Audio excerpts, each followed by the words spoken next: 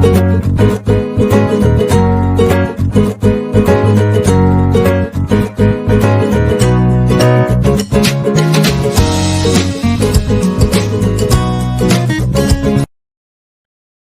Everyone, welcome to my YouTube channel pharmacy with Priya. ये हमारा nasal drug delivery का second part है। इससे पहले हम पार्ट 1 पढ़ चुके हैं। उसमें जो जो चीज़ें हमने कवर की थी और उसके बाद जहाँ पे हम रुके थे उसके आगे का ये कंटिन्यूएशन है। ठीक है, तो इसमें हम क्या पढ़ेंगे? बैरियर्स पढ़ रहे हैं। तो सबसे पहला टॉपिक आपका बैरियर्स है, तो पढ़ते हैं इसे। Barriers to nasal absorption. तो इससे आपको समझ के आता है कि बैरियर मतलब क्या? रुकावटें, है ना। तो नेज़ल के थ्रू जब हम ड्रग दे रहे हैं तो क्या क्या बैरियर्स आते हैं वो चीज़ हम डिस्कस करेंगे। सबसे पहला बोल रहा है लो बायो अवेलेबिलिटी। ये मेरे खुद के एमफार्म के नोट्स हैं। ये वाला पेज थोड़ा क्लियर नहीं है, बाकी पेजेस क्लियर हैं। तो लो बायोअवेलेबिलिटी में क्या बोल रहे हैं देखते हैं। The most important factor limiting the nasal absorption of polar drugs and specially large molecular weight drugs such as peptides and proteins is the low membrane permeability. हम क्या बोल रहे हैं कि कोई भी पोलर ड्रग हुआ या फिर लार्ज मोलिकुलर वेट का ड्रग हुआ, जब हम उसको नोज के थ्रू देते हैं तो क्या होगा? वो मेम्ब्रेन के थ्रू जो है ना, परमिएबिलिटी उसकी बहुत कम होती है। जब परमिएट ही नहीं होगा, अगर परमिएबिलिटी ही लो होगी तो क्या बायोअवेलेबिलिटी भी लो हो जाएगी, एक्शन भी कम हो जाएगा, थेरेप्यूटिक इफेक्ट भी कम हो जाएगा। तो ये पहला पॉइंट वही है कि भाई पोलर ड्रग्स या लार्ज मॉलिक्यूलर वेट ड्रग्स को आप दोगे तो परमिएट वो कम करेगा, एज अ रिजल्ट वो बायोअवेलेबिलिटी कम शो करेगा। सेकेंड पॉइंट आते हैं low membrane transport. Another important factor is low membrane transport. It is the general rapid clearance of the administered formulation from the nasal cavity due to the mucociliary clearance metabolism. हमारी knows में क्या होता है? एक mucociliary clearance है, जिससे कोई dust या कुछ भी पार्टिकल्स हो वो खुद से निकल जाए। तो इस वजह से क्या होता है ना कि जो आप अपना फॉर्मुलेशन देते हो ना, उसकी भी ऑटोमेटिकली रैपिड क्लियरेंस हो जाती है। बहुत जल्दी वो क्लियर हो जाता है। तो जल्दी क्लियर हो जाएगा, रिटेन नहीं हो पा रहा है तो क्या हो रहा है? इफेक्ट कम दिखा रहा है, ड्रग अपना पूरा इफेक्ट नहीं दिखा पा रही है ना। थर्ड है आपका एंजाइमेटिक डिग्रेडेशन। इसमें क्या होता है देखो, another contributing factor to the low transport of specially peptides and proteins across the nasal membrane is the possibility of an enzymatic degradation of the molecule either within the lumen of the nasal cavity और during passage across the epithelial barrier. Okay, तो अब क्या होता है कि हमने कोई भी प्रोटीन या पेप्टाइड वाला ड्रग दिया, प्रोटीनेशियस या पेप्टाइड ड्रग दोगे तो उसकी एंजाइमेटिक डिग्रेडेशन हो जाती है। पॉसिबिलिटी है कि वो एंजाइमेटिकली डिग्रेड हो जाए। अब अगर वो एंजाइमेटिकली डिग्रेड हो जाएगा, ख़राब हो जाएगा, तो वो भी अपना इफेक्ट नहीं दिखा पाएगा। तो अभी तक हमने ये पॉइंट्स पढ़े, ठीक है।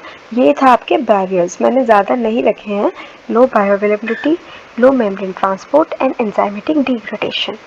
Now we come on to the preparation of nasal drug delivery system।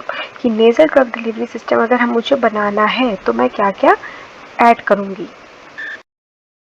तो देखो, इसको हम समझते हैं। यहाँ पे आप देख ही सकते हो, मैंने फॉर्मुलेशन डेवलपमेंट ऐसे करके एक चार्ट बनाया है। इसमें 3 चीज़ें आप देखोगे, factors affecting absorption, formulation consideration and doses form. क्या फैक्टर्स हैं जो आपकी एब्सॉर्प्शन को अफेक्ट कर रहे हैं, क्या क्या फॉर्मुलेट अगर आप कर रहे हो तो आपको क्या क्या कंसीडर करना पड़ेगा, और डोजेज फॉर्म आपको क्या बनानी है। तो सबसे पहले अभी हम डिस्कस कर लेते हैं फैक्टर्स अफेक्टिंग एब्सॉर्प्शन। वो फैक्टर्स जो मेरी एब्सॉर्प्शन को अफेक्ट करेंगे। पहला, ड्रग की concentration. Higher concentration not only causes increased bioavailability but also leads to toxicity to the nasal epithelium. Absorption follows first order kinetics। तो ये बोल रहे हैं कि अगर आप ड्रग की एब्जॉर्प्शन ज़्यादा कर दोगे तो उससे क्या हो जाएगा? टॉक्सिसिटी भी हो सकती है, क्योंकि absorption first order kinetics follow करती है। तो वो चीज़ आपको ऑप्टिमाइज करनी पड़ेगी कि मैं अपनी ड्रग की कितनी कंसंट्रेशन रखूँ। Okay. Second is chemical form. The form of a drug can be important in determining absorption. Example, nasal absorption of carboxylic acid esters of L-tyrosine significantly greater than that of L-tyrosine। तो क्या बोल रहे हैं हम कि अगर मेरे chemical form कैसी है वो भी मुझे देखनी पड़ेगी। जैसे मेरे कार्बोक्सिलिक एसिड ईस्टर्स हैं, उनकी केमिकल फॉर्म के ऊपर डिपेंड करता है कि अगर उनका ये वाला टायरोसिन है तो वो ज़्यादा दिखाएंगे, ये वाला है तो कम दिखाएंगे। तो आपको केमिकल फॉर्म भी कंसिडर करनी पड़ेगी। ऐसा नहीं है कि एक ही ड्रग की 2 केमिकल फॉर्म है तो हमने कोई भी ले लिया, ऐसा नहीं कर सकते हैं। Mucosal contact time. Viscosity increases contact time which increases the permeation of the drug. जितना ज़्यादा वो विस्कस होगा उतनी ही ज़्यादा उसकी परमेशन होगी, उतना ही ज़्यादा वो म्यूकस के साथ अपना टाइम मतलब देर तक रह पाएगा। समझ रहे हो, नोज में क्या होती है, म्यूकस होती है, तो जितना विस्कस बनाओगे उतना ही वो परमेट कर रहा है, उतना ही देर वो रह रहा है अंदर। डी आता है molecular weight of the drug. Higher the molecular size lower the nasal absorption. तो जितना ज़्यादा मॉलिकुलर साइज लोगे ना ड्रग का, उतनी ही कम क्या होगी, नेजल से उतनी ही कम एब्सॉर्प्शन होगी। A good systemic bioavailability can be achieved for molecules with a molecular weight of up to 1000 daltons where no absorption enhancer is used। मान लो ये आपको बोल रहा है कि मैंने कोई ड्रग ली और उसका मॉलिकुलर साइज बहुत ज़्यादा है तो एब्जॉर्प्शन हो जाएगी कम। तो यहाँ पे इसने क्या बोला है कि अगर तुम्हें अच्छी बायोअवेलेबिलिटी चाहिए ना तो तुम क्या करोगे, वो मॉलिकुलर वेट के ड्रग्स लो जिनका 1000 डाल्टन के अंदर अंदर हो, ठीक है। When no absorption enhancer is use, और कोई भी जब तुम एब्जॉर्प्शन एनहेंसर यूज नहीं कर रहे हो तब की बात है। अब हम आते हैं पार्टिकल साइज पे। पार्टिकल साइज 10 से 15 माइक्रोन का अच्छे से अडेयर करता है आपकी नेजल म्यूकोसा में, ठीक है। तो आप क्या कोशिश करोगे कि जो मेरी फॉर्मुलेशन बन रही है भाई वो इसी रेंज के अंदर बने। अडेयर का मतलब समझ दो, अच्छे से चिपकता है। Smaller particles pass on to the lungs, larger particles form droplets and run out of the nose. तो आपको एक आइडियल करना है बच्चों, देखो जितना स्मॉल होगा लंग्स के थ्रू निकल जाएगा, लार्ज होगा तो ड्रॉपलेट्स बना लेगा, तो कोई फ़ायदा नहीं है। तो आप क्या कोशिश करोगे कि मैं 10 से 15 माइक्रोन के बीच का रखूँ, ठीक है। यहाँ पे लिखा हुआ है 10 से 15 माइक्रोन। ओके, आई होप सबको समझ आ रहा होगा। Solubility and dissolution rate. Drug solubility and dissolution rates are important factors in determining nasal absorption from powders and suspensions. See, ये तो बहुत ही important बात है कि भाई हमारी ड्रग की solubility भी हम लोग देखते हैं। तो ये बोल रहे हैं आपको कि ड्रग की solubility और उसका क्या डिसोल्यूशन का रेट है, ये भी बहुत इंपॉर्टेंट होता है। ये बहुत इंपॉर्टेंट फैक्टर्स हैं, ठीक है। जैसे पाउडर या सस्पेंशन अगर आपने बनाई है और उससे आप चाह रहे हो कि मैं नेज़ल के थ्रू दूँ और इसको देखूँ कि इसका कैसा रहता है, तो उस केस में अभी सल्यूबिलिटी और डिसोल्यूशन बहुत इंपॉर्टेंट हो जाते हैं।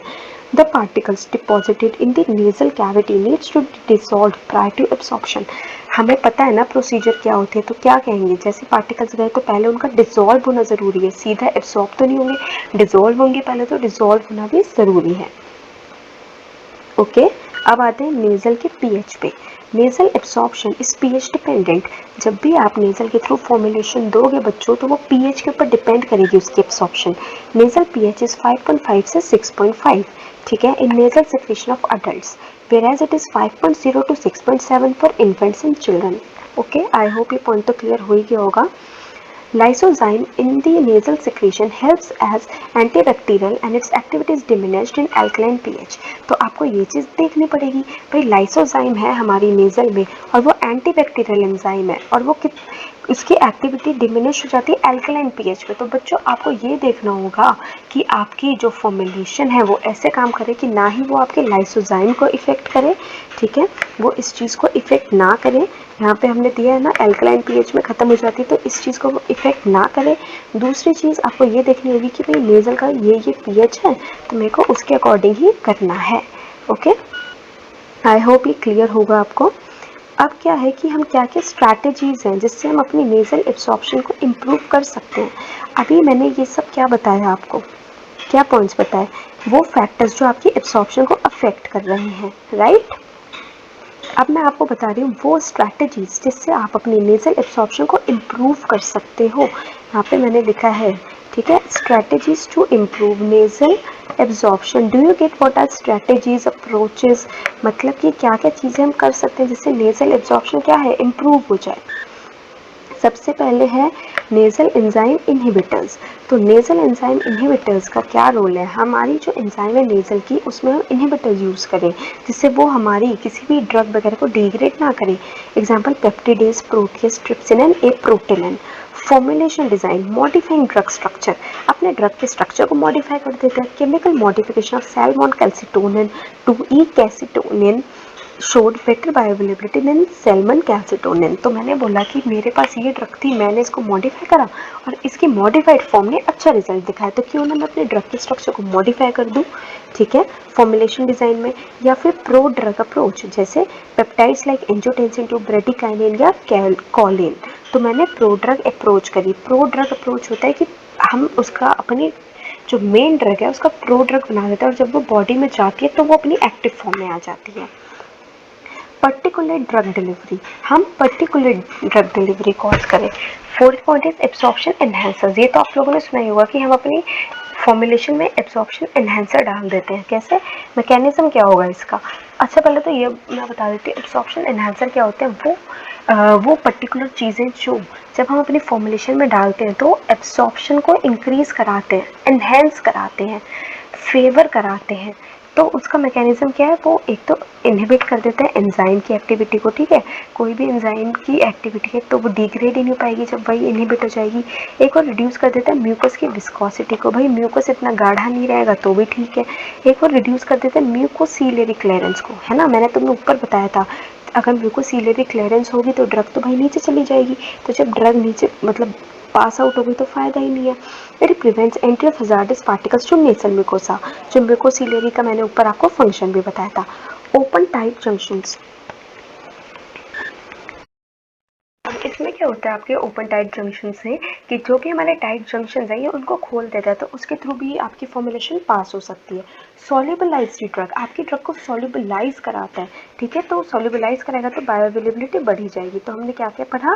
एंजाइम एक्टिविटी को इनहिबिट करता है, म्यूकस विस्कोसिटी को रिड्यूस करता है, म्यूकोसिलियरी क्लियरेंस को रिड्यूस करता है, टाइट जंक्शंस को ओपन करता है और ड्रग को सॉल्युबलाइज करता है। आई होप ये क्लियर हो गए होंगे आपको पॉइंट्स। तो अब हम आगे देखते हैं। ओके, तो यहाँ पे कुछ एग्जांपल्स हैं, टाइप और एग्जांपल्स। सर्फेक्टेंट्स भी हो सकता है, sodium dodecyl sulphate, complexing and chelating agents भी हो सकता है जैसे EDTA सैलिसिलेट्स, और फैटी एसिड सॉल्ट्स भी हो सकते हैं जैसे ओलिक एसिड एंड कैप्रिलेट। तो ये हमारा था अभी तक का पोर्शन। हमने क्या क्या पढ़ा है एक बार देख लेते हैं, क्योंकि कंफ्यूज हो सकते हो आप लोग। हमने बैरियर्स पढ़े बच्चों, उसके बाद हमने देखा कि नेज़ल ड्रग डिलीवरी को अगर हमें प्रिपेयर करना है तो हम कैसे करेंगे। उसमें हमने देखा factors affecting absorption, formulation consideration और डोजेज फॉर्म्स, जिसमें से अभी तक हमने क्या डिस्कस किया है? फैक्टर्स अफेक्टिंग एब्सॉर्प्शन, ठीक है, ये सब हमने अभी फैक्टर्स अफेक्टिंग एब्सॉर्प्शन करा है और स्ट्रैटेजीज देखी हैं। तो इसके आगे का पार्ट मैं आपको नेक्स्ट वीडियो में बताऊंगी। अभी तक आप यही रिवाइज कीजिए पार्ट 1 एंड पार्ट 2। सो आप इसको पढ़िए, आगे हम डिस्कस करते हैं नेक्स्ट वीडियो में। Bye bye and thank you.